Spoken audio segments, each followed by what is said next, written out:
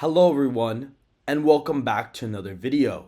And today we're going to be going over my current prediction for the 2024 Senate elections for this year. As of right now, this was the 2020 map, and I need you guys to understand fundamentals when it comes to Senate elections. The reason why I have the 2020 results pulled up is because if you notice something, in 2020, every single state that voted on the presidential level basically matched the ticket on the Senate level. Arizona voted for Biden.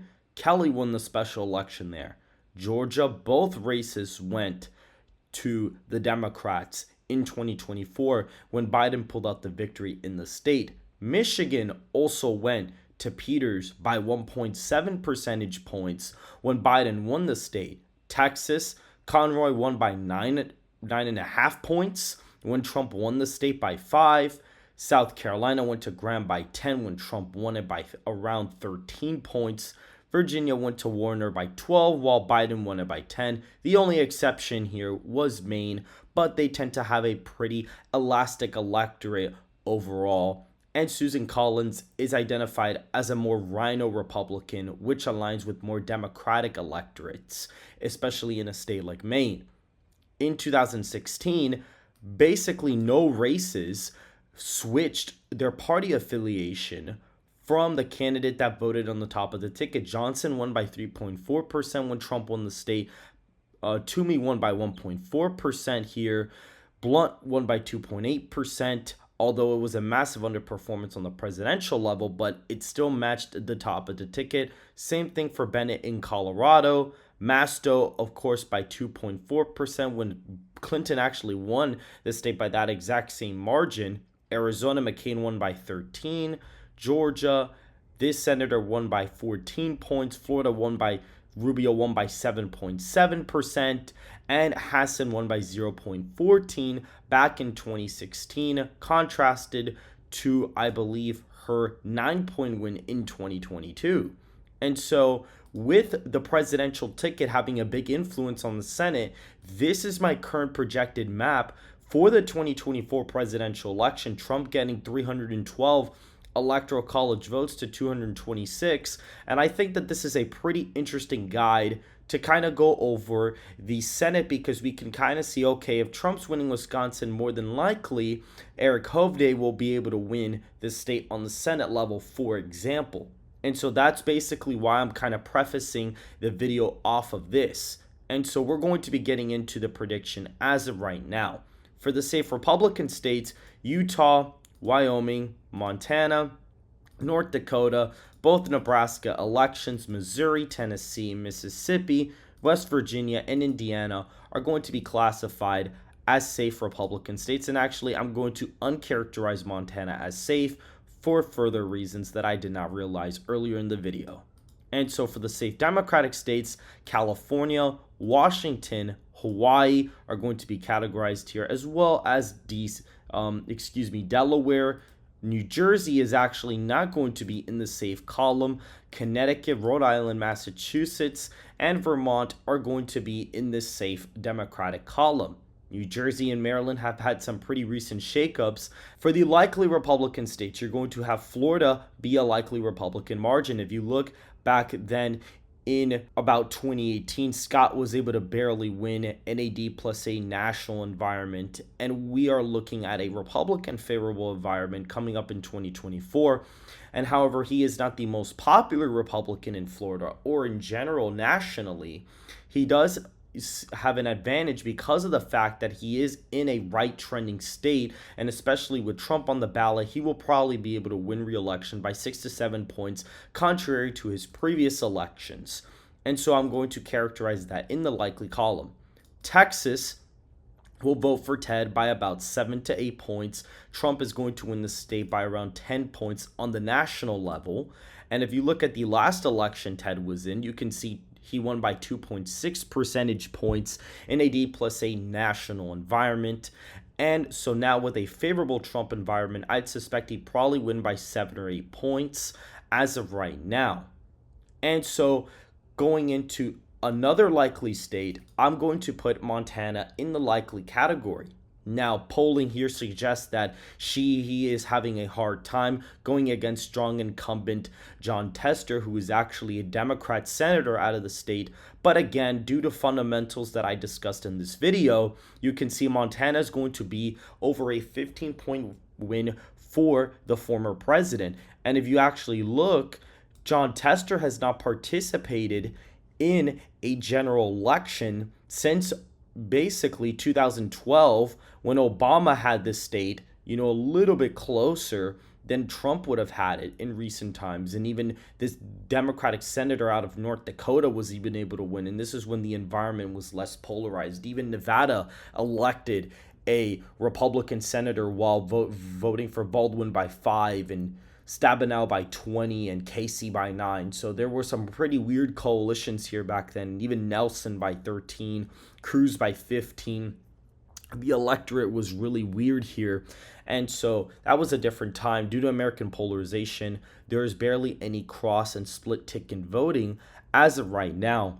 And so basically going off of that estimation, you can roughly say that he is probably going to win upwards to 5 to 10 points in this election. Yes, John Tester is going to put up a good fight because he is a long-term Democratic incumbent, but because the former president will be on the ballot and is expected to win the state by about 20 to 25 points, I don't believe that Tester will be able to make it over the line just due to political polarization.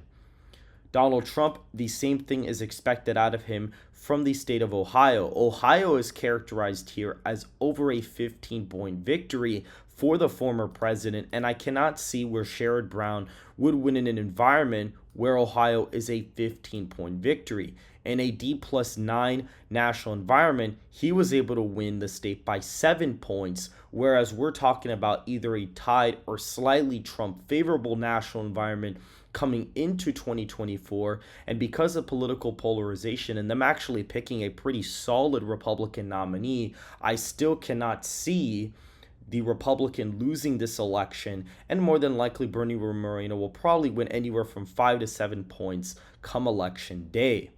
Now, for the state of New Mexico, I expect it to be a likely victory for the Democrats on the local level. Usually they are able to organize themselves a little bit better on the local level than on the national level. Right now, I expect Trump to lose the state by about 3 to 4 points, so the Democrat will probably outperform Biden nationally.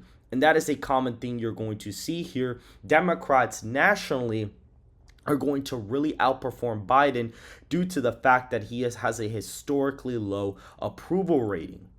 Now, out of the state of Maine, I'd expect that King probably ends up winning the state by a likely margin.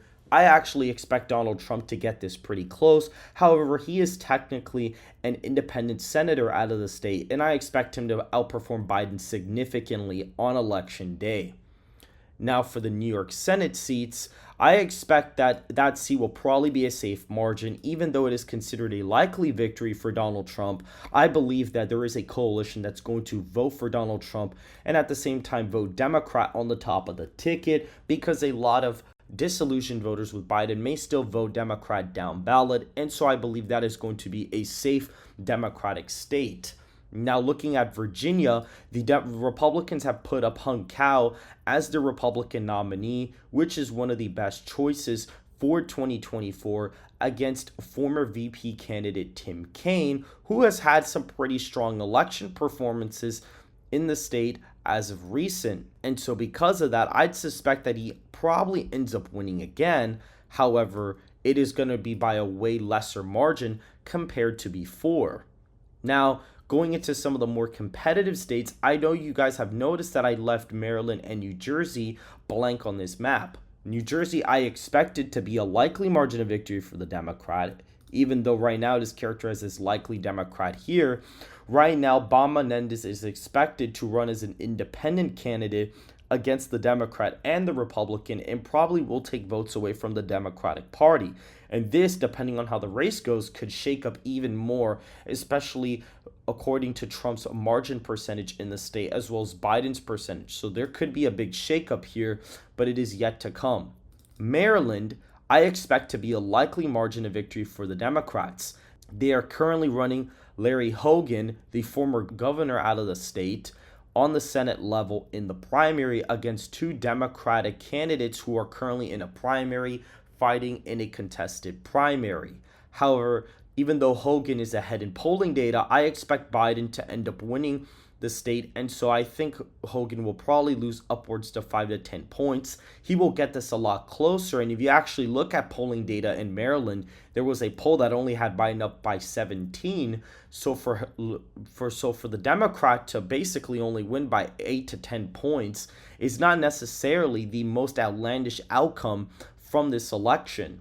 And so because of that, I actually think that the Democrat will only win by 8 to 10 points in this scenario. And now we are coming up to the major swing states from the 2024 presidential election. And we're going to be looking at Arizona first. You can see it is about a 3-point win for the former president, which I think will be enough to carry Lake, no pun intended, across the line in the Senate field. Now, the reason why I think she's going to be able to win is because she suffered a narrow loss in 2022. She barely lost the governor's race here by a couple of thousand votes. And I think on the Senate level, it is a much more federalized version of what would be a state level race. And since Donald Trump is going to win the state by a considerable amount, I would actually expect Kari Lake to probably narrowly pull out the win in the state of Arizona as of right now. Looking at Nevada, it is about a 5-point win, and just due to fundamentals I discussed in this video, I expect it to be about a 1 or 2-point win for the Senate candidate. That is the Republican nominee as of right now, which more than likely will end up being Sam Brown. Now we're looking at the final 4 states here. I'm going to be characterizing Minnesota as a likely Democratic state. If you look at the margins in 2018, Klobuchar is an electoral juggernaut in the state and tends to outperform massively in the state for basically unknown reasons. We do not know why. She has so much aura in the state. But because of the fact she does, I'd expect her to probably end up winning by the same amount that Biden did in 2020, possibly even by more, while Biden only wins the state by about 2 points, according to my latest prediction. And we're kind of basically coming up to the final Rust Belt states here. And now we're going to be making some pretty, controversial picks here, considering that my margins are pretty high. I have Wisconsin as a 7-point win, Michigan as a 6-point win, and Pennsylvania right in between that.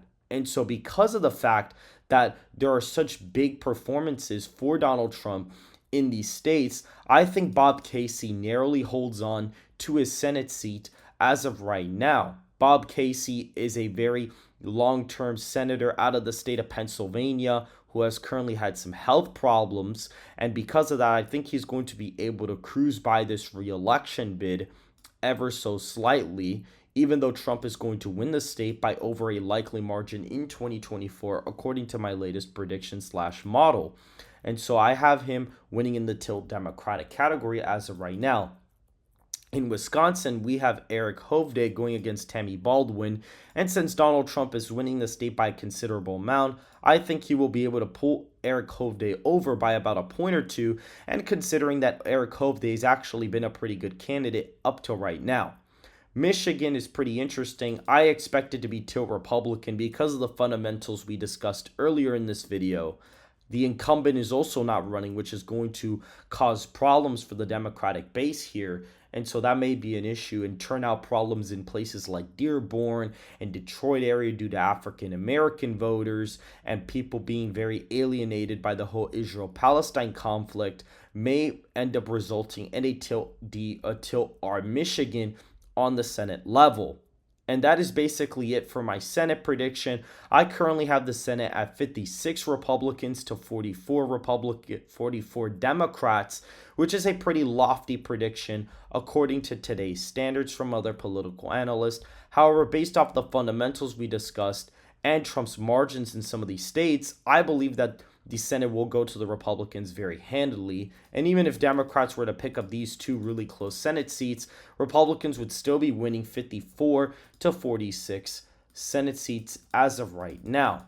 Now, if you guys did enjoy the video, please hit that like button, subscribe to the channel, and make sure to hit that post notification bell and follow the Twitter and join the Discord in the description down below.